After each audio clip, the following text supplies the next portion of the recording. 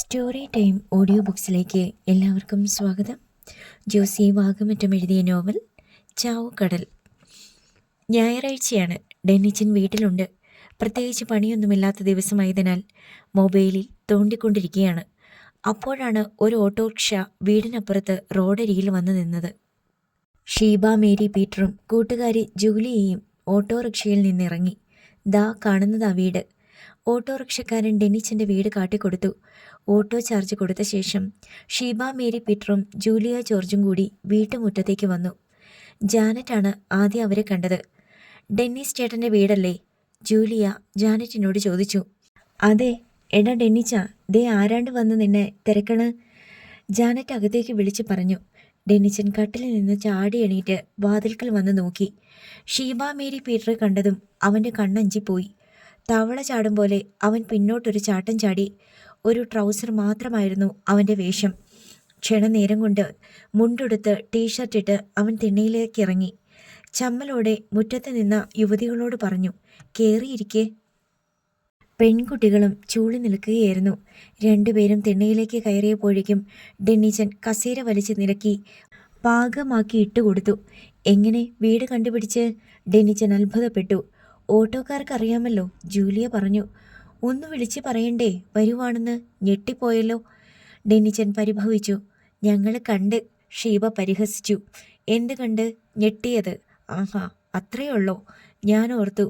ഡെന്നിച്ചന് ചിരി വന്നു. ഇതാരാ, പെങ്ങളാ? ജാനറ്റിനെ നോക്കി ജൂലിയ തിരക്കി. ആ, എൻ്റെ ചേച്ചിയാ ജാനറ്റ്.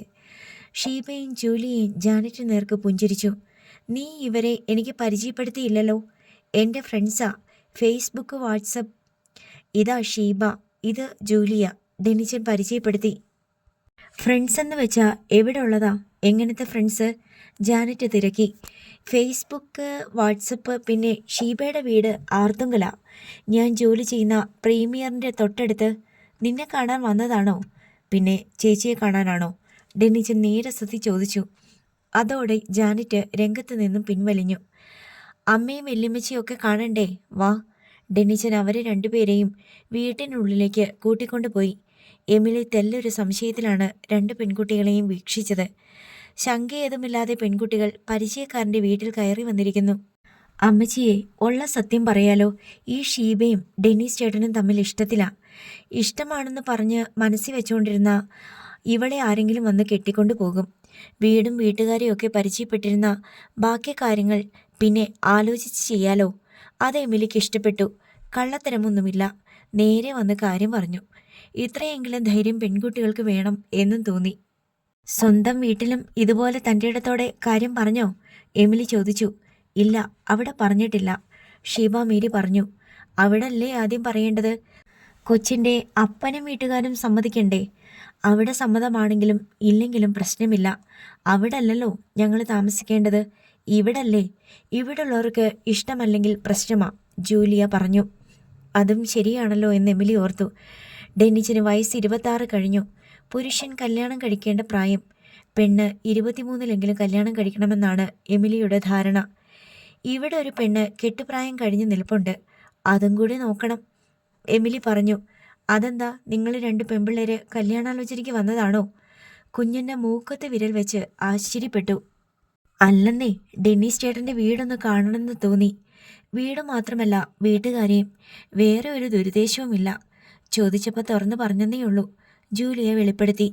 വാസ്തവത്തിൽ ജൂലിയയുടെ തൻ്റെ ഇടത്തിലാണ് ഇത്രയും കാര്യങ്ങൾ നടന്നത്. അവൾക്ക് ആരെയും ഭയമില്ല. ചീവീടാണ്, എപ്പോഴും ശബ്ദിച്ചുകൊണ്ടിരിക്കും. അവളുടെ ധൈര്യമാണ് ഷീബ മേരിയുടെയും ധൈര്യം. ജൂലിയയാണ് അവളെ കൂടി നിർബന്ധിച്ച് കൂട്ടിക്കൊണ്ടുവന്നത്. നിങ്ങളുടെ വീടേതാ? കുഞ്ഞനെ തിരക്കി. ഷീബയുടെ വീട്ടുകാര് കൊല്ലംപറമ്പിൽ.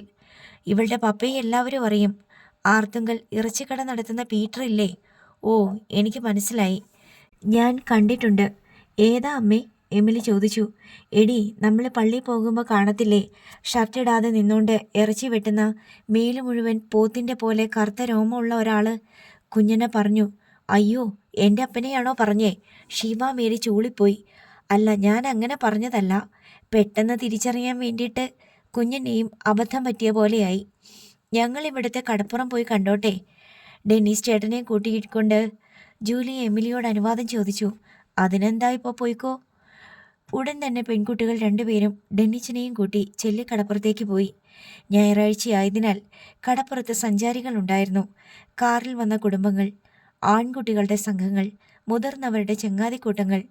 തെങ്ങിൻ തോപ്പിലെ തണലുകളിൽ തകൃതിയായി ചീട്ടുകളി നടക്കുന്നുണ്ട്. മാരാരി ബീച്ച് പോലെ ഇതും കാണാൻ നല്ല രസമാണല്ലോ, ഷീബ മേരി പറഞ്ഞു. വേണമെന്ന് വെച്ചാൽ എന്നും കാണാലോ. പെട്ടെന്ന് കല്യാണം കഴിച്ചാൽ മതി. ജൂലിയ നമ്പർ ഇട്ടു. പെട്ടെന്ന് നടക്കത്തില്ല. എൻ്റെ ചേച്ചിയുടെ കല്യാണം കഴിയണം, ഡെനിച്ചൻ പറഞ്ഞു. അവർ കടൽക്കരയിൽ അങ്ങിങ്ങോ ചുറ്റി നടന്നു. എനിക്ക് വീട്ടിൽ പോണം. നിങ്ങൾക്ക് സമയം പോണത് അറിയത്തില്ല. എൻ്റെ കാര്യം അങ്ങനെയല്ലല്ലോ, ജൂലിയ പറഞ്ഞു. വാസ്തവത്തിൽ ആ കടപ്പുറത്ത് പ്രത്യേകിച്ചൊന്നും കാണാനുണ്ടായിരുന്നില്ല. അല്പം ചെളിനിറം കലർന്ന പൂഴിമണൽ, കുറച്ചകലെ പുലിമുട്ട്, തീരക്കടലിൽ സഞ്ചരിക്കുന്ന പൊന്തുകൾ, വള്ളങ്ങൾ. പക്ഷേ ഈ കടപ്പുറം മറ്റേത് ബീച്ചിനേക്കാൾ ഭംഗിയുള്ളതാണെന്ന് ഷീബ മേരിക്ക് തോന്നി. ഇതുവരെ ദർശിച്ചിട്ടില്ലാത്തൊരു മനോഹാരിത ഈ കടപ്പുറത്തിനുണ്ടെന്ന് ഡെനിച്ചനും ബോധ്യപ്പെട്ടു. പുലിമുട്ട് വരെ നടന്നിട്ട് അവർ തിരിച്ചു വന്നു. ഈ കടപ്പുറത്തൊരു വീട് വെക്കണം. കണ്ണാടി ഭിത്തികളുള്ള വീട്. എങ്ങോട്ട് നോക്കിയാലും കടലും ബീച്ചും. എന്ത് രസമായിരിക്കും, ഷിബ മേരി അഭിപ്രായപ്പെട്ടു. ഹണിമൂണൊക്കെ കാണാൻ വേണ്ടി ടൂറിസ്റ്റുകളെ രാത്രി ടോർച്ചുമായിട്ട് വരും, ജൂലിയ പറഞ്ഞു. പോടി അവിടുന്ന്, നാണം കെട്ട ജന്തു. ഷീബ മേരി അവളുടെ കൈത്തണ്ടയിൽ അള്ളിപ്പിടിച്ചു നുള്ളി. മനസ്സില്ലാ മനസ്സോടെയാണ് അവർ കടപ്പുറത്ത് നിന്ന് തിരിച്ചു പോയത്. ചീന്നവേലിക്ക് പോയ ആഞ്ചലോസ് തിരിച്ചെത്തിയിട്ടുണ്ടായിരുന്നു. ഡെന്നിച്ചൻ തൻ്റെ അപ്പനെയും ഷീബ മേരിക്ക് പരിചയപ്പെടുത്തി. ആഞ്ചലോസ് വെറുതെ ചിരിച്ചതേയുള്ളൂ. ഷീബ മേരിക്ക് ആ കുടുംബത്തിലെ അംഗങ്ങളോടെല്ലാം നല്ല പരിചയം തോന്നി. അത് ഡെന്നിച്ചനോടുള്ള ഇഷ്ടത്തിൻ്റെ ഉപോൽപ്പന്നമാണ്. എമിലി അവർക്ക് വേണ്ടി ചായയിട്ടു. ഈ പ്രണയം സഫലമാകുമോ ദുരന്തമാകുമോ, കുട്ടിക്കളിയാണോ എന്നൊന്നും അവർക്ക് അറിഞ്ഞുകൂടാ. ചിലപ്പോൾ ഷീബ മേരി പീറ്റർ എന്ന പെൺകുട്ടി തൻ്റെ മകൻ്റെ ഭാര്യയായി വന്നേക്കാം. പഴയ കാലമല്ല. ആൺകുട്ടികളും പെൺകുട്ടികളും സ്വയം അവരുടെ ഇണയെ കണ്ടെത്തുകയാണ്. ചായ കുടിച്ച് എല്ലാവരോടും യാത്ര പറഞ്ഞ് ഷീബ മേരിയും ജൂലിയയും പോയി. ഓട്ടോ സ്റ്റാൻഡ് വരെ ഡെന്നിച്ചൻ അവരെ കൊണ്ടുപോയി വിട്ടു. അവൻ തിരികെ വന്നപ്പോൾ എമിലിയും കുഞ്ഞനെയും ജാനറ്റും അവൻ്റെ ചുറ്റും കൂടി. നീ അവരെ ക്ഷണിച്ചിട്ടല്ലേ അവർ വന്നത്, എമിലി ചോദിച്ചു. അയ്യോ, നമ്മുടെ വീടും വീട്ടിലുള്ളവരെയും കാണണമെന്ന് ഷീബ എപ്പോഴും പറയുമായിരുന്നു. പക്ഷേ ഇങ്ങനെ ഓർക്കാപ്പുറത്ത് കയറി വന്ന് ഞെട്ടിക്കുമെന്ന് വിചാരിച്ചില്ല. എപ്പോഴും പറയാൻ നീ എപ്പോഴും അവളെ കാണാറുണ്ടോ, ജാനറ്റ് ചോദിച്ചു. പ്രീമിയറിൻ്റെ മതിലിൻ്റെ തൊട്ടപ്പുറത്ത് അവളുടെ വീട്. മതിലിൻ്റെ അപ്പുറത്ത് ഇപ്പുറത്ത് നിന്നുകൊണ്ട് എന്നും സംസാരിക്കുമോ നിങ്ങൾ?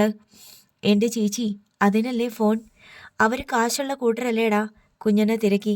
ആ, പൈസയൊക്കെ ഉണ്ട്. എത്ര കാലമായിട്ട് ഇറച്ചിക്കച്ചവടം നടത്തുന്നതാ, ഡെന്നിച്ചൻ പറഞ്ഞു. അവർ സമ്മതിക്കുമോ അവരുടെ പെണ്ണിനെ നിന്റെ കൂടെ വിടാൻ? സമ്മതിക്കെന്ന് തോന്നുന്നില്ല. അറിയാമല്ലേ, സമ്മതിച്ചില്ലെങ്കിൽ പ്രശ്നമല്ലേടാ. ആ, പ്രശ്നമാണോയെന്ന് ചോദിച്ചാൽ എന്തിനാ വേണ്ടാത്ത വയ്യാവേലിയൊക്കെ കയറി പിടിക്കണത്? വേണ്ടാത്തതാണോ അമ്മ? വേണമെന്ന് തോന്നിയിട്ടല്ലേ. ഞാനൊന്നും പറയുന്നില്ല. എമിലി ആ വിഷയം അവസാനിപ്പിച്ചു. കടലിൽ പണി കുറഞ്ഞപ്പോൾ കുടുംബം പുലർത്താൻ വേണ്ടിയാണ് ഡെന്നിച്ചൻ കരയ്ക്ക് പണി തേടിപ്പോയത്. പലയിടത്തും പല ജോലികളും ചെയ്തു. അതിനിടയിൽ ആർത്തുങ്കലിന് സമീപമുള്ള പ്രീമിയർ റബ്ബർ കമ്പനിയിൽ ദിവസക്കൂലിക്ക് ജോലിക്ക് കയറി. ഡ്രൈവിംഗ് പഠിച്ചു വെച്ചിരുന്നത് അവിടുത്തെ ജോലികൾക്കിടയിൽ അനുഗ്രഹമായി. കമ്പനി ഡ്രൈവറായി ജോലി ചെയ്തിരുന്ന ആൾ ഗൾഫിലേക്ക് പോയപ്പോൾ ഡെന്നിച്ചന് ഡ്രൈവറായി കയറ്റം കിട്ടി. റബ്ബർ മാറ്റുകൾ മിനി ലോറിയിൽ കയറ്റി കേരളത്തിലെ വിവിധ പട്ടണങ്ങളിൽ എത്തിക്കുക എന്നതാണ് ജോലി. ഓട്ടമില്ലാത്തപ്പോൾ ഡെന്നിച്ചൻ മൊബൈലും തോണ്ടി പാട്ടും കേട്ട് മിനി ലോറിയുടെ ക്യാബിനിലിരിക്കും. അങ്ങനെ ഇരിക്കുമ്പോഴാണ് കമ്പനിയുടെ മതിൽക്കെട്ടിനപ്പുറത്ത് ഒരു പെൺകുട്ടിയുടെ ശബ്ദം കേട്ടത്. തല തിരിച്ചു നോക്കുമ്പോൾ പൂ വിടർന്ന പോലൊരു മുഖം. ക്യാബിൻ്റെ ഗ്ലാസ് താഴ്ത്തിയിട്ട് അവളെ നോക്കി മതിമറന്നിരുന്നു. അവൾ ഏതൊക്കെയോ കുട്ടികളുമായി കളിക്കുകയോ ഇടയ്ക്ക് ശണ്ട കൂടുകയോ ഒക്കെയായിരുന്നു. അതെല്ലാം കഴിഞ്ഞ് മറ്റുള്ളവർ ഓടിപ്പോയ ശേഷം അവൾ അഴിഞ്ഞുളിഞ്ഞ മുടി വാരിക്കെട്ടിക്കൊണ്ട് മുഖം തിരിച്ചപ്പോൾ അവൻ കണ്ണും വയ്ക്കാതെ നോക്കിയിരിക്കുന്നത് കണ്ടു. അവളുടെ നെറ്റി ചുളിഞ്ഞു. കണ്ണുകൾ ചുരുങ്ങി ചെറുതായി. പിന്നെ അനിഷ്ടം പ്രകടിപ്പിച്ച് മുഖം വെട്ടിച്ച് നടന്നുപോയി. ഡെന്നിച്ചൻ അത് കണ്ട് ചിരി വന്നു. പിന്നീട് പലപ്പോഴും അവളെ മതിലിനപ്പുറത്ത് കണ്ടു. കാണുമ്പോഴെല്ലാം ഡെന്നിച്ചൻ പുഞ്ചിരിക്കും. അവൾ മുഖം വെട്ടിച്ച് മാറിക്കളയും. കമ്പനി വണ്ടിക്ക് ഓട്ടമില്ലാത്ത ദിവസങ്ങളിൽ ഡെന്നിച്ചൻ്റെ ഇരിപ്പ് ക്യാബിനിൽ തന്നെയായി. നോട്ടം വടക്ക് നോക്കിയ യന്ത്രത്തിൻ്റെ സൂചി പോലെ മതിലിനപ്പുറത്തേക്കും. ഒരു ദിവസം എവിടെയോ പോകാൻ വേണ്ടി ഷീബ അണിഞ്ഞൊരുങ്ങി വെളിയിലിറങ്ങി വന്നപ്പോൾ ഡെന്നിച്ചൻ നോക്കിയിരിക്കുന്നത് കണ്ടു. അവൾ ദേഷ്യത്തിൽ ആംഗ്യഭാഷയിൽ എന്താ എന്ന് ചോദിച്ചു. ഡെന്നിച്ചൻ അവളെ നോക്കി ആംഗ്യഭാഷയിൽ തന്നെ നല്ല ഭംഗിയായിരിക്കുന്നു എന്ന് കൈമുദ്ര കാട്ടി. പോടാ എന്നൊരു ശബ്ദമില്ലാത്ത ആട്ടായിരുന്നു പ്രതികരണം. ഡെന്നിച്ചൻ അപ്പോഴും പുഞ്ചിരിച്ചു. ഒരു ദിവസം ആരോട് വഴക്കിട്ട് ഏങ്ങലടിച്ചു കരഞ്ഞുകൊണ്ട് അവൾ മതിലിനപ്പുറം കിണറിൻ്റെ ആൾമറയിൽ ചാരി നിന്നു. ഡെന്നിച്ചൻ അവളുടെ കരച്ചിൽ നോക്കിക്കൊണ്ട് മിനി ലോറിയുടെ ക്യാബിനിലിരുന്നു. അവൾ കണ്ണു തുടച്ച് മൂക്ക് ചീറ്റി വീണ്ടും ഏങ്ങലടിച്ച് നോക്കുമ്പോൾ ഡെന്നിച്ചൻ എന്താ? അവളുടെ ദേഷ്യത്തിന് ശബ്ദമുണ്ടായി. ഒന്നുമില്ലെന്ന് ഡെന്നിച്ചൻ ചുമൽ കൂച്ചി. അവൾ കരച്ചിൽ നിർത്തി. എന്തിനാ തുറച്ചു നോക്കുന്നേ? നീ കരയുമ്പോഴും കാണാൻ നല്ല ഭംഗിയാ, നിർത്തണ്ട, കരഞ്ഞോ? അവൾ മുഖം കുറിപ്പിച്ച് ഉഗ്രമായി നോക്കി. കണ്ണും മുഖവും തുടച്ചു. വെട്ടിത്തിരിഞ്ഞ് ഒറ്റ നടത്തം. അപ്പോഴും ഡെന്നിച്ചന് ചിരി വന്നു. അടുത്ത ദിവസം ഡെന്നിച്ചൻ തൻ്റെ കണ്ണിൻ്റെ എല്ലാ റഡാറുകളും മതിലിനപ്പുറത്തേക്ക് തിരിച്ചു വെച്ചിരിക്കെ ഒരു ജനലിൽ അവളുടെ മുഖം പ്രത്യക്ഷപ്പെട്ടു. പെട്ടെന്ന് തന്നെ അത് മറഞ്ഞു. കുറെ കഴിഞ്ഞ് പിൻവാതിൽ പാതി തുറന്ന് അവൾ നോക്കുന്നത് കണ്ടു. പിന്നെ തന്നെ കാണാത്ത മട്ടിൽ പിൻമുറ്റത്തേക്ക് അവിടെ എവിടെയോ ചുറ്റിത്തിരിയുന്നതായി ഭാവിച്ച് നടന്നു. ഇടയ്ക്ക് കണ്ണുകൾ കൂട്ടുമുട്ടിയപ്പോൾ ഡെന്നിച്ചൻ്റെ നെഞ്ചിൻ കൂടിനുള്ളിൽ ഷോക്കടിച്ച പോലൊരു പിടുത്തം. അവളുടെ മിഴികളിൽ നിന്ന് ഒരു കാന്തിക വൈദ്യുതി തരംഗം ലേസർ രശ്മി പോലെ പാഞ്ഞു വന്ന് തൻ്റെ കണ്ണിലേക്ക് തുളച്ചു കയറിയെന്ന് അവന് മനസ്സിലായി. പെണ്ണിൻ്റെ മുഖത്ത് ഒരു ഇത്തിരി നാണം. കടൽ ക്ഷോഭിക്കുമ്പോൾ തിര വന്ന് കരയിലടിക്കുന്ന പോലെ ഡെന്നിച്ചൻ്റെ നെഞ്ചിടിപ്പ് അതിശക്തമായി ഓരോ ഇടിപ്പിലും അവൻ്റെ ഉടൽ പ്രകമ്പനം കൊണ്ടു. അവൾ ചുറ്റിത്തിരിഞ്ഞ് കിണറിനരികെ വന്നപ്പോൾ അവൻ സകല ധൈര്യവും സംഭരിച്ച് ക്യാബിന് വെളിയിലേക്ക് തല നീട്ടി മതിലിനപ്പുറത്തേക്ക് ചോദ്യം പറഞ്ഞു. ഇന്ന് കരച്ചിലില്ലേ? അവൾ പെട്ടെന്ന് മുഖം തിരിച്ച് അവനെ നോക്കി. അവൻ എന്തെങ്കിലും ചോദിക്കാൻ കാത്തിരുന്ന പോലെയായിരുന്നു അത്. എന്താ? അത് കാണാൻ നല്ല രസാ. അവൾ അവനെ തന്നെ നോക്കിക്കൊണ്ട് നിമിഷങ്ങളോളം നിന്നു. പിന്നെ അവൾക്ക് തന്നെ ആദ്യം നാണം വന്നു. തല താഴ്ത്തി. അല്പം കഴിഞ്ഞ് മുഖം ചിരിച്ച് ഒരു നോട്ടം നോക്കി. അതൊരു സന്ദേശമായിരുന്നു. അതിലെല്ലാം അടങ്ങിയിരുന്നു. പിന്നെ അവൾ വീട്ടിനുള്ളിലേക്ക് കയറിപ്പോയി. ഡെന്നിച്ചൻ അന്ന് രാത്രി ഉറക്കം വന്നില്ല. രാത്രി എഴുന്നേറ്റ് മുറ്റത്ത് പോയി ആകാശത്തേക്ക് നോക്കി നിന്നു. പോരാ, അവന് നിൽക്കാൻ സ്ഥലം തികയുന്നില്ല. വാമനെ പോലെ ഒരു ചുവടളന്ന് 2 ചുവടളന്ന് കടപ്പുറത്തെത്തി. 3-ാം ചുവട് കടലിലേക്കാണ്. കരയിൽ സ്ഥലം ബാക്കിയില്ല. വിജനമായ കടപ്പുറത്ത് കൂടി തിരയിൽ ചവിട്ടി അവൻ പുലിമുട്ട് വരെ ഓടി. അവിടുന്ന് തിരിച്ചും പാഞ്ഞു. ഒടുവിൽ കിതച്ചും കൊണ്ട് നിന്നു. അവൻ്റെ കാൽമുട്ടുകളിൽ കടലിടിച്ചുകൊണ്ടിരുന്നു. അവിടെ നിന്ന് ഉദിച്ചുയർന്ന സ്നേഹസൂര്യനാണ് ഇപ്പോൾ പ്രഭാതം പിന്നിട്ട് കുതിക്കുന്നത്. ഇനി ഡെന്നിച്ചന് പിന്മാറാൻ വയ്യ. അവനറിയാം, കൊല്ലംപറമ്പിൽ പീറ്റർ ഇറച്ചിവെട്ടുകാരനാണെങ്കിലും പണക്കാരനാണ്. വലിയ വീടിൻ്റെയും കാറിൻ്റെയും ഉടമയാണ്. വളർത്തു മൃഗങ്ങളുടെ ആരാച്ചാരുമാണ്. ഡെന്നിച്ചൻ കടപ്പുറത്ത് അവൻ്റെ 2 കൂട്ടുകാരുമൊത്ത് മൊബൈൽ ഫോണിൽ വാട്സപ്പും ഫേസ്ബുക്കും ഒക്കെ കണ്ടും കാണിച്ചും ഷെയർ ചെയ്തും ഇരിക്കുകയായിരുന്നു. കുറച്ചകലെ മാറി തെങ്ങിൻ തണലിനും ടാർപോളിൻ ഷെഡിലും ഇരുന്ന് പണിയില്ലാത്ത മത്സ്യത്തൊഴിലാളികൾ ചീട്ട് കളിക്കുന്നുണ്ട്. തീരക്കടലിൽ ചില വള്ളങ്ങൾ നങ്കൂരമിട്ട് കിടക്കുന്നു. കടപ്പുറത്ത് അവിടെ പണിയില്ലാത്ത വള്ളങ്ങൾ കടപ്പുറത്ത് കയറ്റി വെച്ചിട്ടുണ്ട്. ശാലവും വള്ളത്തിൻ്റെ തണലിലാണ് ഡെന്നിച്ചനും കൂട്ടുകാരും ഇരിക്കുന്നത്. തീരത്ത് വെയിൽ മങ്ങി. കാക്കകൾ ചേക്കേറാൻ കരഞ്ഞ് കാറി അന്തരീക്ഷം ശബ്ദമുഖരിതമാക്കി. കടൽ കൊക്കുകൾ ആകാശത്ത് വിമാനത്തിൻ്റെ പാറ്റേണിൽ പറന്നു പോയിക്കൊണ്ടിരുന്നു. പടിഞ്ഞാറ് സൂര്യൻ ചെന്തി തളികയായി. ഡെന്നിച്ചനും കൂട്ടുകാരും ഇരുന്നിടത്തേക്ക് 4-5 പേർ നടന്നു വരുന്നുണ്ടായിരുന്നു. നമ്മുടെ അടുത്തോട്ടാണല്ലോ വരവ്? ജോണി സംശയത്തിൽ ഡെന്നിച്ചനെ നോക്കി. ഡെന്നിച്ചനും അവരെ തന്നെ നോക്കുകയായിരുന്നു. അവന് പന്തികേട് തോന്നി. അവൻ്റെ തോന്നൽ ശരിയായിരുന്നു. വള്ളത്തിൻ്റെ അമരത്തിന് കീഴിൽ വന്നിട്ട് കൂട്ടത്തിൽ ഒരുവൻ ചോദിച്ചു, ആരാടാ ഡെന്നിച്ചൻ? മറുപടി പറയാതെ കൂട്ടുകാർ പരസ്പരം നോക്കി. വന്നവരിൽ ഒരുവൻ ജോണിയുടെ ഷർട്ടിൽ കുത്തിപ്പിടിച്ച് ശക്തിയായി ഒളിച്ചുകൊണ്ട് ചീറി. നീയാണോടാ? ഞാനല്ല. പിന്നെ ആരാ? ജോണിയുടെ മുഖത്ത് അടിക്കാനായി അയാൾ മുഷ്ടി ഓങ്ങി. ദാ ഇവനാ. ജോണി പറഞ്ഞതും അവൻ്റെ ഷർട്ടിൽ കുത്തിപ്പിടിച്ചിരുന്നവർ പിടിവിട്ടു.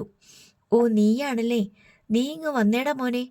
കൂട്ടത്തിൽ ഒരുവൻ ഡെന്നിച്ചൻ്റെ തോളത്ത് കൈയിട്ട് വള്ളത്തിനപ്പുറത്തേക്ക് നടത്താൻ ശ്രമിച്ചപ്പോൾ ഡെന്നിച്ചൻ ചെറുത്തു. നിനക്ക് വരാൻ മടിയാ? നിന്റെ അപ്പൻ വരും, പിന്നെയാ നീ. 2 പേർ ചേർന്ന് ഡെന്നിച്ചനെ വള്ളത്തിനപ്പുറത്തേക്ക് വലിച്ചുകൊണ്ടുപോയി. പിന്നാലെ മറ്റൊരാളും പോയി. ജോണിയും 2 കൂട്ടുകാരും എന്ത് ചെയ്യണമെന്നറിയാതെ ഭീതി പൂണ്ടു നിന്നു. വള്ളത്തിൻ്റെ മറുവശത്ത് നിന്ന് അടിയുടെയും ഇടിയുടെയും ശബ്ദം കേട്ട് അവർ അങ്ങോട്ട് നീങ്ങാൻ ഭാവിച്ചു. അപ്പോൾ മറ്റു 2 പേർ അവരെ തടഞ്ഞു. "നിങ്ങളിവിടെ നിന്നാ മതി. അവരുടെ പണി ഇപ്പം കഴിയും. അതുവരെ അനങ്ങല്ല്." അപ്പുറത്ത് 3 പേർ ചേർന്ന് ഡെന്നിച്ചനെ മർദ്ദിക്കുകയാണെന്ന് കൂട്ടുകാർക്കറിയാം. പക്ഷേ 5 മല്ലന്മാരോട് പൊരുതാനുള്ള ചങ്കുറപ്പും കായികശേഷിയും അവർക്കില്ല. "നിർത്താൻ പറ, മതി. എന്തിനാ ഇങ്ങനെ ഒരാളെ തല്ലിച്ചതയ്ക്കണത്?" സഹി കേട്ട് ജോണി ചോദിച്ചു. "മിണ്ടരുത്. ഒച്ച വെച്ച ഇടിച്ച് നിന്റെ മോന്ത പരത്തും." തല്ലാൻ വന്നവരിലൊരാൾ ഭീഷണിപ്പെടുത്തി. മറുവശത്ത് ഡെന്നിച്ചൻ ഇടിയും ചവിട്ടുമേറ്റ് ഒരു റബ്ബർ പ്രതിമ പോലെ അങ്ങോട്ടും ഇങ്ങോട്ടും തെറിച്ചു. 3 പേർ ചുറ്റും നിന്ന് പൊതിരെ തല്ലുകയാണ്. "മതി മതി." ഡെന്നിച്ചൻ അവരുടെ നേർക്ക് കൈകൂപ്പി കെഞ്ചി. "നിങ്ങളാരാ? എന്തിനാ എന്നെ തല്ലണത്? കൊല്ലംപറമ്പിലെ പെണ്ണിനെ നിനക്കറിയോട ചെളുക്കേ?" "അറിയാം. അവളെ ഏത് വീട്ടിലേക്കാ കെട്ടിച്ചു വിടേണ്ടതെന്ന് നിനക്കറിയോട പട്ടി?" തുടർന്ന് മുഖമടച്ചടിയാണ്. "വേണ്ടി വന്ന കാരക്കാട്ട് സൈമൺ മുതലാളിയുടെ മകനെ കൊണ്ട് കെട്ടിക്കും. അല്ലെങ്കിൽ അറക്കിലോ അമ്പാട്ടുതറയിലോ കെട്ടിക്കും. അങ്ങനെ കൊള്ളാവുന്ന വീട്ടിൽ ചെന്ന് റാണിയെപ്പോലെ ജീവിക്കേണ്ട പെങ്കൊച്ചിനെയാ തെണ്ടി നീ പ്രേമിക്കാൻ കണ്ടത്." തുടർന്ന് ചെവിക്കരണം പൊട്ടുന്ന ഒരടിയും കൂടി കിട്ടി ഡെന്നിച്ചന്. ഇപ്പോഴാണ് അവന് കാര്യം മനസ്സിലായത്. കൊല്ലംപറമ്പിൽ ആൻ്റപ്പൻ പീറ്ററുടെ മകൾ ഷീബ മേരി പീറ്ററെ പ്രേമിച്ചതിൻ്റെ ശിക്ഷയാണിത്. ആൻ്റപ്പൻ പീറ്ററുടെ ബന്ധുക്കളോ അവരയച്ച ഗുണ്ടകളോ ഒക്കെയാണ് വളഞ്ഞു നിന്ന് മർദ്ദിക്കുന്നത്. വള്ളത്തിനിപ്പുറം നിന്ന ജോണിക്കും രാജേഷിനും സംഗതി പിടികിട്ടി. മറുവശത്ത് അടി കിട്ടുന്ന മുറയ്ക്ക് ഡെന്നിച്ചൻ്റെ ഞരക്കം കേൾക്കാമായിരുന്നു. ഒടുവിൽ 2 കൽപ്പിച്ച് മുന്നിൽ തടസ്സം നിന്നവനെ തള്ളി മാറ്റി ജോണി വള്ളത്തിൻ്റെ മറുവശത്തേക്ക് കുതിച്ചു. "നിർത്തട കഴിവേറ് മക്കളെ." ജോണി സംഘത്തിന് നേരെ അലറി. "ഇനിയടിച്ച അവൻ ചത്തുപോകും. നീയൊക്കെ കൊലക്കുറ്റത്തിന് സമാധാനം പറയേണ്ടി വരുമെടാ." ഡെന്നിച്ചൻ പൂഴിമണലിൽ കുഴിഞ്ഞു വീണ് കിടന്നു. "നീ ആരാടാ ഞങ്ങളോട് കൽപ്പിക്കാൻ?" ഒരുത്തൻ ഷർട്ടിൻ്റെ കൈ തീർത്ത് കയറ്റി ജോണിയുടെ കഴുത്തിൽ പിടിച്ച് പിന്നോട്ട് തള്ളി. "എന്നെ തൊട്ടാ നിങ്ങൾ വിവരം അറിയുമേ. നിങ്ങളുടെ ഇറച്ചിക്കടയും കാണില്ല, വീടും കാണില്ല. കത്തിച്ചു കളയും ഞങ്ങളുടെ കൂട്ടര. ഞാൻ ആരാണെന്നാ നിൻ്റെയൊക്കെ വിചാരം?" ജോണി ചെറുത്ത് നിൽക്കുന്നത് കണ്ട് തല്ലാൻ വന്ന സംഘത്തിന് സംശയമായി. അല്ലെങ്കിലും ജോണിയെ തല്ലുക എന്നത് അവരുടെ അജണ്ടയിലുള്ളതല്ല. ഡെന്നിച്ചൻ മാത്രമാണ് അവരുടെ ഇര. മറ്റൊരുത്തിനെ ആളറിയാതെ തല്ലി പുലുവാല് പിടിക്കാൻ അവർക്ക് താല്പര്യമില്ല. ജോണിയുടെ കഴുത്തിന് പിടിച്ച് പിന്നോട്ട് ഒരു തള്ളുകൂടി കൊടുത്തിട്ട് അയാൾ പിൻവാങ്ങി. നിലത്ത് കുഴഞ്ഞു കിടന്ന ഡെന്നിച്ചനിട്ടൊരു ചവിട്ട് കൊടുത്തിട്ട് കൂട്ടത്തിലൊരുവൻ കുനിഞ്ഞ് അവൻ്റെ മുഖത്തിന് നേർക്ക് ആക്രോശിച്ചു. "ഇനി നീ അവളെ കാണുവോ മിണ്ടോ ചെയ്താ നിന്നെ കൊന്ന് കടലിൽ തള്ളിക്കളയും. കേട്ടോടാ പട്ടിയുടെ മോനെ." അടുത്തു നിന്നവൻ ഡെന്നിച്ചൻ്റെ തലയ്ക്കൊരു ചവിട്ട് കൊടുത്തു. "അവളെ വിളിച്ച് നിന്റെ അമ്മയുടെ വീട്ടിൽ കൊണ്ടുപോയി അല്ലേടാ? നിന്നെ കൊന്നു കളയേണ്ടതാ. ചെയ്താനേ, നിന്റെ കമ്പനിയിലെ പണി നിർത്തിക്കോ. ഇനി നിന്നെ ആർത്തങ്ക ഭാഗത്തെങ്ങാനും കണ്ട ഇറച്ചി കത്തിക്ക് പൂളിക്കളയും നിന്റെ ചങ്കും കരളും. ഓർത്തോ." തല്ലാൻ വന്നവർ ഉടൻ തന്നെ സ്ഥലം വിട്ടു. ഇവിടെ എന്തോ സംഭവം നടക്കുന്നത് കണ്ട് മറ്റാളുകൾ എത്തുമ്പോഴേക്കും ആക്രമണകാരികൾ സ്ഥലം വിട്ടു കഴിഞ്ഞിരുന്നു. തെങ്ങും പറമ്പിൽ ചീട്ട് കളിച്ചുകൊണ്ടിരുന്ന മത്സ്യത്തൊഴിലാളികൾ എത്തിച്ചേർന്നു. ആദ്യം ചില രോഷപ്രകടനങ്ങളൊക്കെ ഉണ്ടായി. "അവന്മാരെ വെറുതെ വിടരുത്, തിരിച്ചു തല്ലണം." ഒരാൾ പ്രതികാരരുദ്രനായി. "ഇനി എന്തു ചെയ്യാനാ? അവന്മാരെ 2-3 ബൈക്കിൽ കയറി കടപ്പുറത്ത് നിന്ന് കടന്നില്ലേ?" മറ്റൊരാൾ അഭിപ്രായപ്പെട്ടു. ജോണിയും രാജേഷും കൂടി അവിടെ നടന്ന കാര്യങ്ങൾ വിസ്തരിച്ചു പറഞ്ഞു. "അവന്മാരെ ആർത്തങ്ക ചെന്ന് അടിക്കണം. അവൻ്റെ കശാപ്പ് കടയ്ക്ക് തീയിടണം." മറ്റൊരാൾ ആക്രമണോത്സുകനായി. കൂട്ടുകാർ ഡെന്നിച്ചനെ താങ്ങി എണീൽപ്പിച്ചു. ഡെന്നിച്ചനെ കൂട്ടുകാരും കടപ്പുറംകാരും ചേർന്ന് താങ്ങി പിടിച്ച് വീട്ടിലേക്ക് നടത്തിക്കൊണ്ടുപോയി. അവൻ്റെ ചുണ്ടത്തും മൂക്കിന് താഴെയും ചോര ഒലിക്കുന്നുണ്ടായിരുന്നു. ഇടിയേറ്റ് നീര് വന്ന് ചീർത്ത് ഇടത് കണ്ണ് അടഞ്ഞുപോയി. മുഖത്തും നെറ്റിയിലും വേറെയും ക്ഷതങ്ങൾ നീലച്ച് കിടന്നു. വീട്ടിലുള്ളവർ ഡെന്നിച്ചൻ്റെ അവസ്ഥ കണ്ട് വല്ലാതെ പരിഭ്രാന്തരായി. ഏതെങ്കിലും കൂട്ടുകാരുടെ ബൈക്കിൽ നിന്ന് വീണതോ വണ്ടി മുട്ടിയതോ മറ്റോ ആണെന്ന് കരുതി എമിലി നിലവിളിച്ചു. ഡെന്നിച്ചൻ പ്രേമിക്കുന്ന പെണ്ണിൻ്റെ ആളുകൾ തല്ലിയതാണെന്നറിഞ്ഞപ്പോൾ എമിലിയുടെ നെഞ്ചിലെ തീയൊന്ന് ക്ഷയിച്ചു. കുറച്ചൊരു നാണക്കേടും തോന്നി. "ഇടിയും ചവിട്ടും നല്ലോണം കിട്ടിയിട്ടുണ്ട്. ആശുപത്രിയിൽ കൊണ്ടുപോണതാ നല്ലത് കേട്ടോ." മുണ്ടൻ വർഗീസ് ചേട്ടൻ മുന്നറിയിപ്പ് എന്നോണം പറഞ്ഞു. ഡെന്നിച്ചൻ്റെ ഡ്രസ്സെല്ലാം കീറിപ്പറഞ്ഞ നാശമായിരുന്നു. അതെല്ലാം മാറ്റിയിട്ട് അപ്പോൾ തന്നെ കടപ്പുറംകാരും ഡെന്നിച്ചൻ്റെ കൂട്ടുകാരും ചേർന്ന് ഒരു ഓട്ടോറിക്ഷയിൽ കയറ്റി ചെട്ടിക്കാട് പ്രൈമറി ഹെൽത്ത് സെൻ്ററിലേക്ക് കൊണ്ടുപോയി. അവിടെ ഡെന്നിച്ചന് പ്രഥമ ശുശ്രൂഷകൾ നൽകി. ക്രൂരമർദ്ദനം, വധശ്രമം എന്നീ വകുപ്പുകൾക്ക് സാധ്യതയുള്ളതിനാൽ അവനെ അഡ്മിറ്റ് ചെയ്യണമെന്ന് എല്ലാവരും നിർബന്ധം പിടിച്ചു. അങ്ങനെ ഡെന്നിച്ചൻ ആശുപത്രിയിലായി. എമിലിയുടെ രാഷ്ട്രീയ പരിചയം വെച്ച് പാർട്ടിക്കാരെ കണ്ട് ഒരു പരാതി എഴുതി തയ്യാറാക്കി ഡെന്നിച്ചൻ്റെ കയ്യൊപ്പും ചാർത്തി പോലീസ് സ്റ്റേഷനിൽ കൊടുത്തു. പിറ്റേ ദിവസം ആർത്തങ്കൽ പോലീസ് സ്റ്റേഷനിൽ നിന്ന് 2 പോലീസുകാർ വന്ന് ഡെന്നിച്ചനെ കണ്ട് മൊഴിയെടുത്ത് കുത്തിക്കുറിച്ചു പോയി.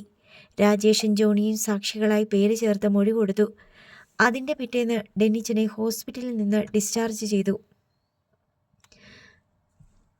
ക്ഷതങ്ങളും നീരും മാത്രമേ ബാക്കിയുണ്ടായിരുന്നുള്ളൂ. അതിനുള്ള മരുന്നിന് കുറിച്ചു കൊടുത്താണ് ഡോക്ടർ ഡിസ്ചാർജ് എഴുതിയത്. ഡെന്നിച്ചൻ വീട്ടിൽ തിരിച്ചെത്തിയപ്പോഴേക്കും കടപ്പുറംകാരുടെ ശൗര്യമെല്ലാം കെട്ടടങ്ങിയിരുന്നു.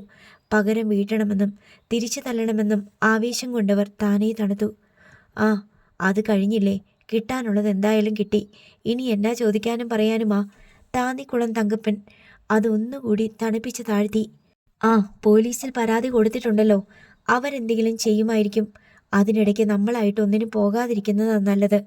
പൊതുവെ അതായിരുന്നു മിക്കവരുടെയും അഭിപ്രായം. ഡെന്നിച്ചന് ആകെ നാണക്കേടായി. തല്ലും ഇടിയും ചവിട്ടുമൊക്കെ സഹിക്കാൻ അവൻ തയ്യാറായിരുന്നു. അതിന് ത്യാഗത്തിൻ്റെ പരിവേഷവുമുണ്ട്. ശിവാമേരിയോടുള്ള പ്രണയത്തിന് കിട്ടിയ ശിക്ഷയാണെങ്കിൽ ഇതൊന്നും പോരാ. കൈകാലുകൾ അറ്റുപോയാലും അവൻ ശിവാമേരിയെ തുടർന്നും പ്രേമിക്കുക തന്നെ ചെയ്യും. പക്ഷെ കൂടെ നിൽക്കാൻ വീട്ടുകാരുമില്ല, നാട്ടുകാരുമില്ല. ഡെന്നിച്ചൻ ഏതോ അവിഹിത ബന്ധത്തിൽ ഏർപ്പെട്ടതുപോലൊരു പരിഹാസമാണ് എല്ലാവരുടെയും മുഖത്ത്. കുഞ്ഞെന്ന പറയുകയും ചെയ്തു, ഡെന്നിച്ച, അവനവൻ്റെ കൊക്കിലൊതുങ്ങുന്നതേ കൊത്താവൂ. എൻ്റെ കൊക്കിലൊതുങ്ങിയത് കൊണ്ടാ കൊത്തിയത്. ഡെന്നിച്ചൻ ദേഷ്യപ്പെട്ട് മറുപടിയും പറഞ്ഞു. എന്നിട്ടിപ്പോൾ എന്തായി? നാണം കെട്ടിട്ട് നിനക്ക് വെളിയിലിറങ്ങാൻ പറ്റുമോടാ? മനുഷ്യന്മാരുടെ മുഖത്ത് നോക്കണ്ടേ? തൻ്റെ പ്രണയത്തിന് തൻ്റെ കടപ്പുറത്തും തൻ്റെ വീട്ടിൽ പോലും പിന്തുണയില്ലെന്ന് ഡെന്നിച്ചന് ബോധ്യപ്പെട്ടു. ഇത് എന്ത് ജാതി മനുഷ്യരാണെന്ന് അവൻ ആശ്ചര്യത്തോടെ ചിന്തിച്ചു. സിനിമയിലോ പത്രവാർത്തയിലോ പ്രണയത്തിനൊരു പ്രതിസന്ധി വന്നാൽ സകലമാന മനുഷ്യരും ആ പ്രണയത്തെ അനുകൂലിക്കും. എന്നാൽ സ്വന്തം വീട്ടിലോ അയൽപ്പക്കത്തോ സ്വന്തം നാട്ടിലോ ഒരു പ്രണയമുണ്ടായാൽ സർവ്വശക്തിയും ഉപയോഗിച്ചെതിർക്കും. ഡെന്നിച്ചൻ മൊബൈൽ ഫോണിൽ ശിവാമേരിയെ വിളിക്കാൻ ശ്രമിക്കുന്നുണ്ടായിരുന്നു. എപ്പോഴും അവളുടെ ഫോൺ സ്വിച്ച്ഡ് ഓഫ്. അവളുടെ വീട്ടുകാർ ആ ഫോൺ പിടിച്ചു വാങ്ങി വെച്ചിട്ടുണ്ടായിരിക്കുമെന്ന് അവൻ ഊഹിച്ചു. ചിലപ്പോൾ അവൾക്കും തല്ല് കിട്ടിയിട്ടുണ്ടാകാം.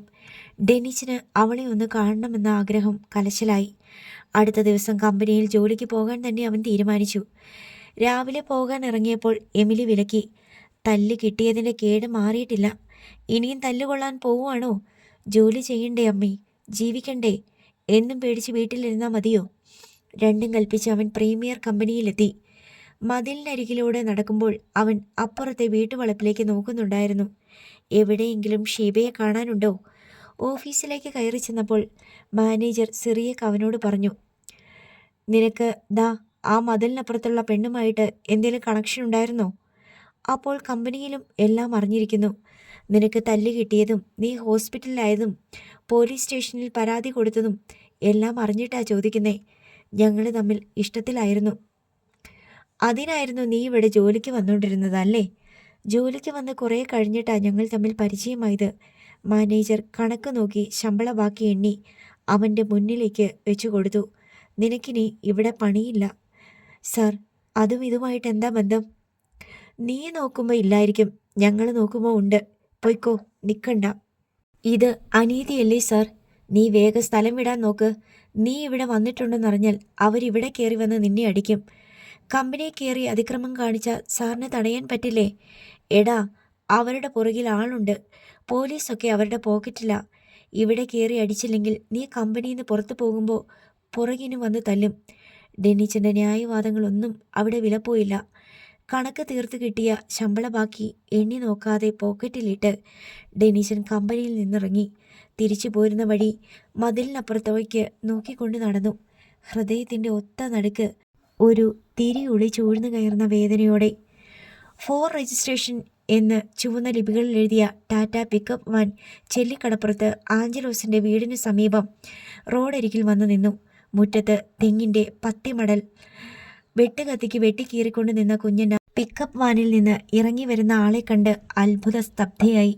ശൗര്യക്കുട്ടി, എമിലി, മോളെ എമിലിയെ, കുഞ്ഞന ഉച്ചത്തിൽ നിലവിളിച്ചു. കുഞ്ഞനയ്ക്ക് എന്തോ പറ്റിയെന്ന് വേവലാതിപ്പെട്ട് എമിലി അകത്തു നിന്ന് ഓടിയിറങ്ങി വന്നു. അപ്പോൾ കണ്ട കാഴ്ച എമിലിയുടെ ഉടലാകെ ഒന്ന് കോൾമയിർ കൊണ്ടു. ശൗര്യക്കുട്ടി കുഞ്ഞനയുടെ അരികെ ചെന്ന് തോളത്ത് കൈയിട്ട് കുശലം പറയുന്നു. എമിലിയെ കണ്ട അവൻ തിണ്ണയിലേക്ക് കയറി. അമ്മ! ശൗര്യക്കുട്ടി എമിലിയെ ഇരു കൈയും വിരിച്ച് ആശ്ലേഷിച്ചു. എമിലിക്ക് കരച്ചിൽ വന്നിട്ട് ശ്വാസം മുട്ടി. ജാനറ്റ് പിന്നാമ്പുറത്തായിരുന്നു. ശൗര്യക്കുട്ടി വന്നുവെന്നറിഞ്ഞ് അവൾ പാഞ്ഞ് മുൻവശത്തെത്തി. പകൽ വെട്ടത്തിൽ ശൗര്യയെ കണ്ട് അവൾ ആശ്ചര്യസ്തബ്ധയായി നിന്നു. നീ ഇതെവിടുന്ന് വരുന്നു? എവിടായിരുന്നു? കണ്ണു തുടച്ചിട്ട് എമിലി ചോദിച്ചു.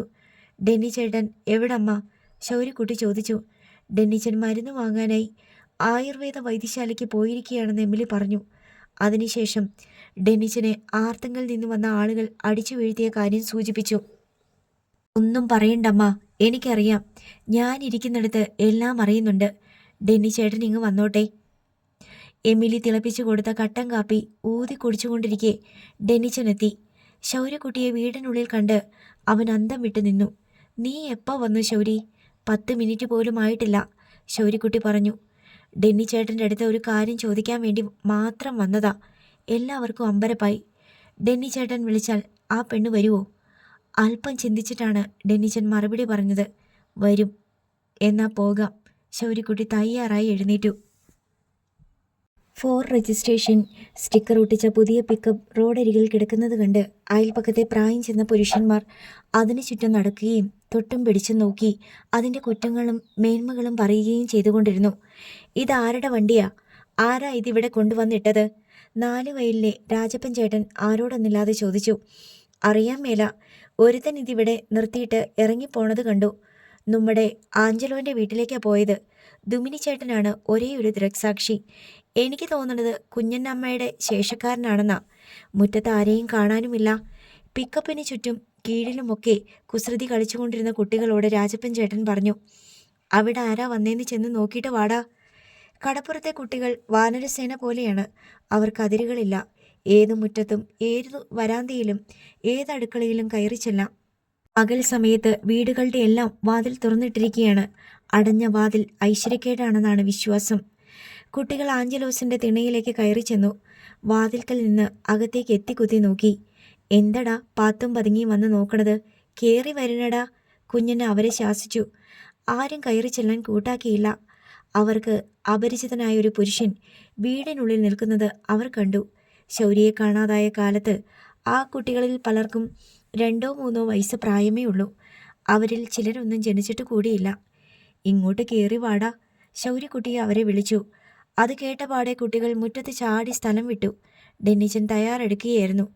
എമിലിയും ജാനറ്റും ആശങ്കയോടെ ശൗര്യക്കുട്ടിയെ നോക്കി നിന്നു. എന്താണ് സംഭവിക്കാൻ പോകുന്നതെന്ന് അവർക്കറിയില്ല. ഡെന്നിച്ചനും അതേപ്പറ്റി കാര്യമായ ഒരു കാഴ്ചപ്പാട് കിട്ടിയില്ല. താൻ വിളിച്ചാൽ ഷീബ മേരി ഇറങ്ങി വരുമോ എന്നൊരു ചോദ്യം മാത്രമേ അവൻ്റെ തലയ്ക്കകത്ത് കിടപ്പുള്ളൂ.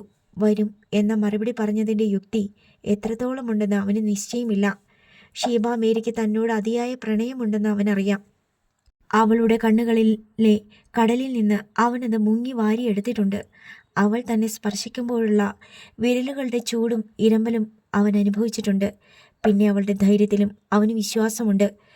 നീ വഴക്കുണ്ടാക്കാൻ വേണ്ടി പോകുവാണോ ശൗര്യക്കുട്ടി? കുഞ്ഞനെ ചോദിച്ചു. അല്ല വെല്ലുമ്മച്ചി. ഡെന്നി ചേട്ടൻ അവിടെ ചെന്നിട്ട് അവളെ വിളിക്കും. ഇറങ്ങി വരുന്നെങ്കിൽ കൂട്ടിക്കൊണ്ടുവരും. ഇല്ലെങ്കിൽ ഞങ്ങൾ പോയ പോലെ തന്നെ തിരിച്ചു വരും, ശൗര്യക്കുട്ടി പറഞ്ഞു. അത്രയൊക്കെ വേണോടാ? നമ്മുടെ കൊക്കിലൊതുങ്ങണത് പോരെ? അതൊക്കെ നമ്മുടെ കൊക്കിലൊതുങ്ങും വെല്ലുമ്മച്ചി, ശൗര്യക്കുട്ടി പറഞ്ഞു. അവൾ കൂടെ വന്ന അവരുമായിട്ടുള്ള വഴക്ക് അതോടെ തീർന്ന്. ഡെന്നിച്ചൻ്റെ അമ്മായി അച്ഛനും അമ്മായി അമ്മയും അളിയന്മാരുമാണല്ലോ. വന്നില്ലെങ്കിൽ ഡെന്നിച്ചേട്ടനിട്ട് കിട്ടിയ തല്ല് പലിശ തീർത്ത് തിരിച്ചു കൊടുക്കണം. നമ്മുടെ ചെല്ലിക്കടപ്പുറത്ത് വന്നിട്ട് തല്ലിയിട്ട് പോയതല്ലേ? ശൗര്യക്കുട്ടി ശാന്തനായിട്ടാണ് സംസാരിച്ചതെങ്കിലും ആ വാക്കുകളുടെ ദാർഢ്യവും തെളിമയും അവൻ എന്താണ് ചെയ്യാൻ പോകുന്നതെന്ന് വ്യക്തമാക്കുന്നതായിരുന്നു. നല്ല മുണ്ടും ഷർട്ടും എടുത്തു കൊടുത്തു.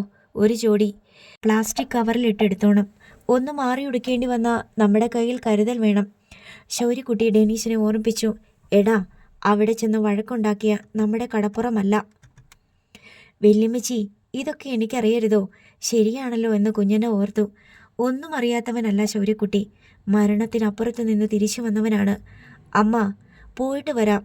അമ്മയുടെ പാർട്ടിക്കാരോടൊന്ന് പറഞ്ഞു വെച്ചേക്ക്. വീട്ടിൽ കയറി അക്രമം കാണിക്കാതിരിക്കാനാ. ശൗര്യക്കുട്ടി ഡെന്നിച്ചനെയും കൂട്ടിക്കൊണ്ട് വീട്ടിൽ നിന്നിറങ്ങി. എമിലിയുടെ കണ്ണുകളിൽ 100 ചോദ്യങ്ങളുണ്ടായിരുന്നു. എവിടെ നിന്നാണ് ശൗര്യക്കുട്ടി വന്നത്? ഇനി എവിടേക്കാണ് പോകുന്നത്? എവിടെയാണ് അവൻ താമസിക്കുന്നത്? എന്ത് ജോലി ചെയ്താണ് ജീവിക്കുന്നത്? അതെല്ലാം ചോദിക്കാനും ആ ചോദ്യങ്ങൾക്ക് ഉത്തരം തേടാനും സമയമുണ്ടായിരുന്നില്ല. ഡെനിച്ചനും ശൗര്യക്കുട്ടിയും കൂടി റോഡരികിൽ നിർത്തിയിട്ട പിക്കപ്പിനടുത്തേക്ക് പോയി. അതിന് ചുറ്റുമുണ്ടായിരുന്ന പ്രായമായവരും കുട്ടികളും അവരെ നോക്കിക്കൊണ്ട് അല്പം മാറി നിന്നു. ശൗര്യക്കുട്ടി ആർക്കും മുഖം കൊടുത്തില്ല, ആരെയും നോക്കിയില്ല. ഇടത് കൈയിൽ താടിയും മീശയും ഒഴിഞ്ഞുകൊണ്ട് നേരെ ചെന്ന് വണ്ടിയിൽ കയറി. മറുവശത്തെ വാതിലിൽ കൂടി ഡെന്നിച്ചനോട് കയറിക്കൊള്ളാൻ പറഞ്ഞു. ആരാ ഡെന്നിച്ച കൂടെ? കാഴ്ചയുടെ മങ്ങലിന് മുകളിൽ കൈപ്പടം വിടർത്തിപ്പിടിച്ചുകൊണ്ട് വെള്ളത്താടിക്കാരൻ ലാസർ മേസ്തിരി ചോദിച്ചു. ഡെന്നിച്ചൻ അതിന് മറുപടിയായി എന്തോ ഒരു ആംഗ്യം കാട്ടി. അതാർക്കും മനസ്സിലായില്ല. പിക്കപ്പ് സ്റ്റാർട്ടായി നീങ്ങി തുടങ്ങിയപ്പോഴാണ് രാജപ്പൻ ചേട്ടന് ഒരു സംശയം തീപ്പൊരി പോലെ മിന്നിയത്. അയ്യോടാ, അത് നമ്മുടെ ശൗര്യക്കുട്ടീനെ പോലെ ഇരിക്കുന്നല്ലോ. ശൗര്യയോ? അവൻ ചത്തുപോയില്ലേ? ലാസർ മേസ്തിരി ചോദിച്ചു. കണ്ടിട്ട് അവൻ്റെ ഒരു ലക്ഷണം. ആ കണ്ണും തലയും മൂക്കും എല്ലാം കൂടി നോക്കുമ്പോൾ ശൗര്യക്കുട്ടി വളർന്നു വലുതായ പോലെ. രാജപ്പൻ ചേട്ടൻ്റെ സംശയ തീപ്പരി കനൽക്കട്ടിയായി. അവനെയല്ലേ സൈമൺ മുതലാളി വള്ളത്തെ കൊണ്ടുപോയി കടലിൽ കെട്ടിത്താത്തിയത്? ലാസർ മേസ്തിരി വിടുന്ന ലക്ഷണമില്ല. പിക്കപ്പ് പോയിക്കൊണ്ടിരുന്നു. സംശയം തീർക്കാനായി ലാസർ മേസ്തിരിയും രാജപ്പനും മറ്റാളുകളും കൂടി ആഞ്ചലോസിൻ്റെ വീട്ടുമുറ്റത്ത് ചെന്നു. ലാസർ മേസ്തിരി കുഞ്ഞിനെ വിളിച്ചു ചോദിച്ചു. ഇപ്പോൾ ആരാ ആ വീട്ടിൽ നിന്നിറങ്ങി വണ്ടിയെ കയറി പോയത്? അത് ഡെന്നിച്ചനല്ലേ? കുഞ്ഞിനെ എങ്ങും തൊടാതെ പറഞ്ഞു. ഡെന്നിച്ചനെ ഞങ്ങൾക്കറിയരുതോ? അവൻ്റെ കൂടെ ഉണ്ടായിരുന്ന ആ പൊക്കക്കാരൻ. ആ, അതോ? അതിവിടെ നമുക്ക് വളരെ വേണ്ടപ്പെട്ട ഒരാളാ. ആരാന്ന് പറ. ഞങ്ങൾക്കൊരു സംശയം തോന്നിയിട്ട് ചോദിക്കുക. രാജപ്പൻ ചേട്ടൻ പറഞ്ഞു. എന്താ നിങ്ങളുടെ സംശയം? അത് ശൗര്യക്കുട്ടിയല്ലായിരുന്നോന്ന് ലക്ഷണം കണ്ടിട്ട് തോന്നിയതാ. എന്നാ അത് ശൗര്യക്കുട്ടി തന്നെയാ, കുഞ്ഞിനെ വെളിപ്പെടുത്തി. വെറുതെ പറയല്ല, ഞങ്ങൾ കാര്യമായിട്ട് ചോദിക്കുക. സൈമൺ മുതലാളി 10 കൊല്ലം മുമ്പ് കൊന്ന് കടലിൽ കളഞ്ഞെന്നും പറഞ്ഞ് നമ്മൾ സമരവും കേസും ഒക്കെ നടത്തിയില്ലേ? ആ ശൗര്യക്കുട്ടി തന്നെയാണോ അവൻ? ലാസർ മേസ്തിരി വിശ്വാസം വരാതെ ചോദിച്ചു. അതേ എന്ന് കുഞ്ഞെന്നെ ശരിവെച്ചു. അപ്പോൾ അവൻ എവിടുന്ന് വന്ന്? ഇതുവരെ എവിടെ ആയിരുന്നു? ഇപ്പം എങ്ങോട്ടാ പോയേക്കണത്? രാജപ്പൻ തുരുതുര ചോദ്യങ്ങൾ ഉതിർത്തു.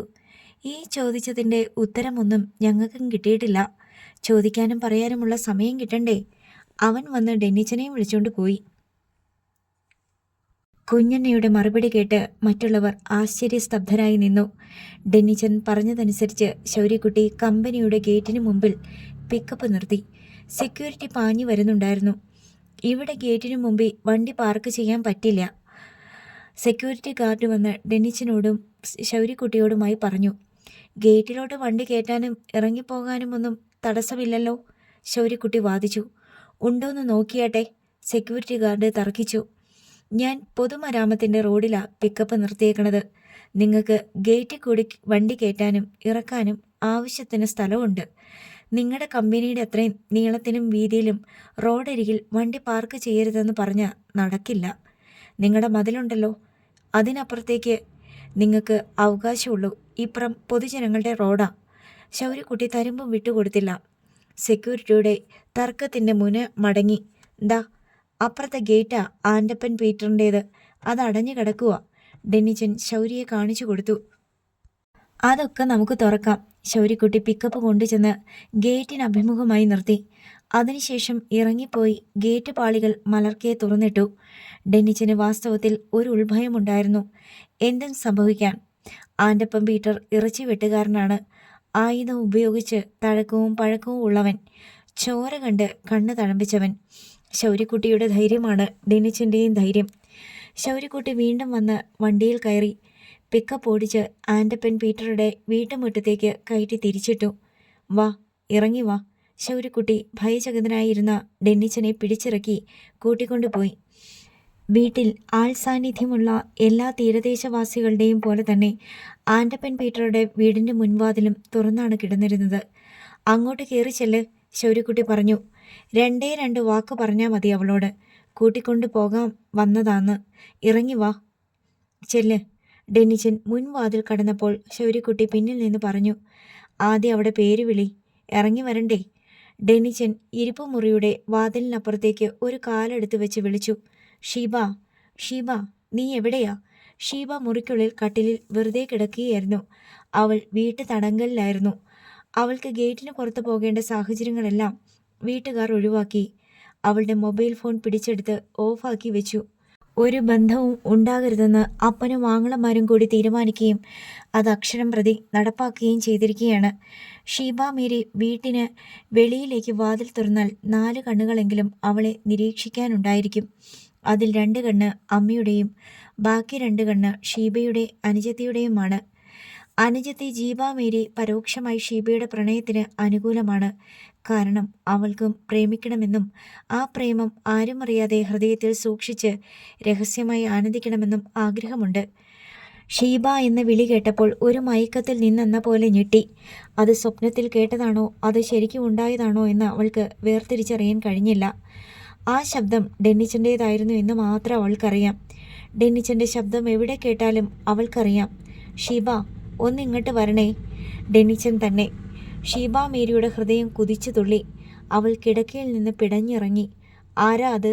ജെയ്സമ്മ അടുക്കളയിൽ നിന്നിറങ്ങി ഊണുമുറിയുടെ വാതിൽക്കൽ വന്നു നോക്കി. ഒരു പുരുഷൻ മുൻവാതിലിൽ കയറി നിഴൽ പോലെ നിൽക്കുന്നു. പുറത്ത് കടുത്ത വെയിലായതുകൊണ്ട് ഒറ്റ നോട്ടത്തിൽ അങ്ങനെയാണ് തോന്നിച്ചത്. അപ്പോഴേക്കും ജീബ മേരി പീറ്ററും കൂടി അവിടേക്ക് വന്നു. അതാരാടി? ജെയ്സമ്മ മകളോട് ചോദിച്ചു. അവൾ തനിക്കറിയില്ലെന്ന് ചുമൽ കൂച്ചി കൈകൾ മലർത്തി. ചോദിച്ചത് കേട്ടില്ലേ ആരാണെന്ന്? ജെയ്സമ്മ സ്വരത്തിന് മൂർച്ച കൂട്ടി. ഷീബ. ഡെന്നിച്ചൻ കുറച്ചും കൂടി ഒച്ചയെടുത്ത് വിളിച്ചു. ഇത്തവണ ഷീബ ഒറ്റ കുതിപ്പിന് അമ്മയും അനുജത്തെയും തിക്കി മാറ്റി ഇരിപ്പുമുറിയിലെത്തി. അവിടെ ഡെന്നിച്ചൻ വാതിൽ കടന്ന് നിൽക്കുന്നു. പിന്നിൽ മുറ്റത്ത് മറ്റാരോ നിൽക്കുന്നത് അവ്യക്തമായി കാണാം. ഞാൻ നിന്നെ വിളിച്ചോണ്ട് പോകാൻ വേണ്ടി വന്നേക്കണതാണ്. ഇറങ്ങി വാ എൻ്റെ കൂടെ, ഡെന്നിച്ചൻ രണ്ടും കൽപ്പിച്ച് പറഞ്ഞു. ഷീബ മേരിക്ക് ആദ്യം അത് കേട്ടിട്ട് ഒരു ഉൾക്കിടലമാണ് ഉണ്ടായത്. അടുത്ത നിമിഷം അവൾ അതിശയത്തിലായി. എന്ത് ധൈര്യം? നീ ആരാടാ എൻ്റെ പെണ്ണിനെ വിളിച്ചോണ്ട് പോകാൻ? ജെയ്സമ്മ ചെറിഞ്ഞ് ഇരിപ്പുമുറിയിലേക്ക് ചെന്നു. ഷീബ മേരി ഇതെല്ലാം കണ്ട് കണ്ണും മിഴിച്ചു നിന്നു. നീ ഒന്നും എടുക്കണ്ട, ഇങ്ങനെ തന്നെ വന്നാ മതി. വാ, ഇതിനപ്പുറത്തോട്ട് ഇനി വേറെ വിളിയില്ല. ഷീബ 2-3 നിമിഷം കൊണ്ട് എല്ലാം ഓർത്തു. അപ്പൻ, അമ്മ, സഹോദരങ്ങൾ, വീട്, ബന്ധുജനങ്ങൾ, അയൽക്കാർ, പള്ളി, വികാരിയച്ഛൻ, പാപം, സ്വർഗം, നരകം. പിന്നത്തെ ഒരൊറ്റ നിമിഷം കൊണ്ട് അവൾ അതെല്ലാം മറന്നു. ഡെന്നിച്ചനും അവളും ഒന്നു ചേരുമ്പോൾ ബാക്കിയെല്ലാം ചെറുതും നിഷ്പ്രഭവുമായി തീരുന്നത് അവൾ ആ ഒറ്റ നിമിഷത്തിൽ കണ്ട് മറന്നു. അവിടെ 2 പക്ഷമേ ഉണ്ടായിരുന്നുള്ളൂ. ഒന്ന് അവളുടെ അച്ഛനമ്മമാരും ബന്ധുജനങ്ങളും അടങ്ങുന്ന പക്ഷം, മറുവശത്ത് ഡെന്നിച്ചനും വീട്ടുകാരും അടങ്ങുന്ന പക്ഷം. അവൾ നിൽക്കുന്നിടത്ത് നിന്ന് 8 അടി ദൂരമേ ഉണ്ടായിരുന്നുള്ളൂ മറുപക്ഷത്തേക്ക്. ഷീബ മേരി ഒറ്റയോട്ടത്തിന് ആ ദൂരം മറികടന്നു. എന്നിട്ട് തിരിഞ്ഞു നോക്കി. അവൾ ഇപ്പോൾ ഡെന്നിച്ചൻ്റെ പക്ഷത്താണ്. മറുപക്ഷത്ത് അമ്മയും അനുജത്തിയും. അമ്മ പാഞ്ഞു വരുന്നു, കടന്നു പിടിക്കുന്നു. ഡെന്നിച്ചൻ അവളുടെ കൈക്ക് പിടിച്ചു. അതിന് നല്ല മുറുക്കമുണ്ടായിരുന്നു. അത് വിടുവിക്കാൻ 10 ജെയ്സമ്മ ഒന്നിച്ച് ശ്രമിച്ചാലും സാധ്യമാകുമായിരുന്നില്ല. ഡെന്നിച്ചൻ ഷീബ മേരിയുടെ കൈക്ക് പിടിച്ചുകൊണ്ട് സിറ്റൗട്ടിലേക്ക് ഇറങ്ങി. അവളുടെ മെറ്റേ കൈയിൽ പിടിച്ച് പിന്നോട്ട് വലിക്കുകയും കരഞ്ഞു വിളിക്കുകയും ചെയ്തുകൊണ്ട് ജെയ്സമ്മയും പുറകെ ചെന്നു. ജീബ മേരിയും പെട്ടെന്ന് അമ്മയുടെ പക്ഷം ചേർന്ന് കരയാൻ ഭാവിക്കുകയും ഗുസ്തി പിടിക്കുന്നതിൽ അമ്മയെ സഹായിക്കാൻ എത്തുകയും ചെയ്തു. എങ്കിലും ഡെന്നിച്ചൻ ഷീബയെ കൊണ്ടുപോയിക്കോട്ടെ എന്ന് അവൾ മനസ്സാ ആഗ്രഹിച്ചു. ഡെന്നിച്ചൻ്റെ ആക്രമണത്തെ തടഞ്ഞു നിർത്താൻ ജെയ്സമ്മയുടെ പ്രതിരോധം മതിയാകുമായിരുന്നില്ല. പിക്കപ്പിനടുത്തുവരെ ജെയ്സമ്മ കരഞ്ഞു വിളിച്ച് ഓടി വന്നു. നീ ആദ്യം കയറ്, എന്നിട്ട് അവളെ പിടിച്ചു കേട്ട്, ശൗര്യക്കുട്ടി നിർദ്ദേശിച്ചു. ഡെന്നിച്ചൻ ഡോർ തുറന്ന് പിക്കപ്പിൽ കയറി. ആ സമയം ഷീബയെ പിടിക്കാനെത്തിയ ജെയ്സമ്മയെ കൈകൾ വിരിച്ച് ശൗര്യക്കുട്ടി തടഞ്ഞു. എൻ്റെ മോളെ പിടിച്ചോണ്ട് പോകുന്നേ, നാട്ടുകാരോടിവായോ? ജെയ്സമ്മ 8 ദിക്കും ഞെട്ടുമാറ് നിലവിളിച്ചു. നിങ്ങളുടെ മോളെ ബലമായിട്ട് പിടിച്ചോണ്ട് പോകുവല്ല. വിളിച്ചപ്പോൾ അവൾ ഇറങ്ങി വന്നു. പ്രായപൂർത്തിയായവളല്ലേ. നിലവിളിച്ചിട്ടൊന്നും ഒരു കാര്യവുമില്ല. ശൗര്യക്കുട്ടി ഷീബയ്ക്ക് മറിയായി നിന്നു. ഇതിനകം ക്യാബിനിൽ കയറിയ ഡെന്നിച്ചൻ ഷീബയ്ക്ക് കൈ കൊടുത്ത് അവളെയും വലിച്ചു കയറ്റി ഡോർ അടച്ചു. ശൗര്യക്കുട്ടി അതോടെ ജെയ്സമ്മയെ ഉപേക്ഷിച്ച് പിക്കപ്പിൻ്റെ ഡ്രൈവിംഗ് സീറ്റിൽ വന്ന് കയറി. ജെയ്സമ്മ കൈകൾ വിരിച്ചു പിടിച്ച് പിക്കപ്പിന് മുന്നിൽ നിന്ന് നിലവിളിച്ചു. എൻ്റെ മോളെ പിടിച്ചുകൊണ്ട് പോകുന്നേ, ആൾക്കാർ ഓടി വായോ? മുറ്റത്തിന് വിസ്തൃതി ഉണ്ടായിരുന്നതിനാൽ ശൗര്യക്കുട്ടി പിക്കപ്പ് പുറകോട്ടെടുത്ത് തിരിച്ചും വളച്ചും ജയ്സമ്മയെ വെട്ടിച്ച് ഗേറ്റിന് നേർക്ക് വണ്ടി പായിച്ചു. അവിടെ ഇതിനകം കുറച്ചുപേർ ഓടിക്കൂടിയിട്ടുണ്ടായിരുന്നു. മുക്രയിട്ട് വരുന്ന കാളക്കൂറ്റനെ പോലെ പിക്കപ്പ് തങ്ങളുടെ നേർക്ക് പാഞ്ഞു വരുന്നത് കണ്ട് ഗേറ്റിൽ തടസ്സം നിന്നവർ നാനാവഴിക്ക് ഓടി മാറി. പിക്കപ്പ് നേരെ ചെല്ലിക്കടപ്പുറത്തേക്ക് പാഞ്ഞു. നിമിഷങ്ങൾക്കുള്ളിൽ ആൻ്റപ്പൻ പീറ്ററുടെ ഇറച്ചിക്കടയിൽ ഒരു മാരത്തൺ ഓട്ടക്കാരൻ ഓടിയെത്തി വാർത്ത എത്തിച്ചു. ജയ്സമ്മയുടെ ഫോൺ വിളിക്കും നിലവിളിക്കും അതിന് പുറകിലേ എത്താനായുള്ളൂ. ആൻ്റപ്പൻ പീറ്റർ തൻ്റെ ആൺമക്കളെ ഉടനടി ഫോൺ വിളിച്ചറിയിച്ചു. അതിനുശേഷം ആർത്തുങ്കൽ നിന്ന് പല ബൈക്കുകളിലും കാറിലും ഓട്ടോറിക്ഷയിലുമായി കുറേ നാട്ടുകാരെയും ബന്ധുജനങ്ങളെയും കൂട്ടി ചെല്ലിക്കടപ്പുറത്തേക്ക് തിരിച്ചു. അതേസമയം തന്നെ ആർത്തുങ്കൽ പോലീസ് സ്റ്റേഷനിലേക്കും ഫോൺ വിളി പോയി. കൊല്ലംപറമ്പിൽ ആൻ്റപ്പൻ പീറ്ററുടെ മകൾ ഷീബ മേരിയെ ചെല്ലിക്കടപ്പുറത്ത് നിന്ന് പിക്കപ്പുമായി വന്ന ഒരുത്തൻ ബലമായി പിടിച്ചുകൊണ്ടുപോയി എന്നായിരുന്നു ആ ഫോൺ വിളിയുടെ പൊരുൾ. അടുത്ത ഭാഗം നാളെ.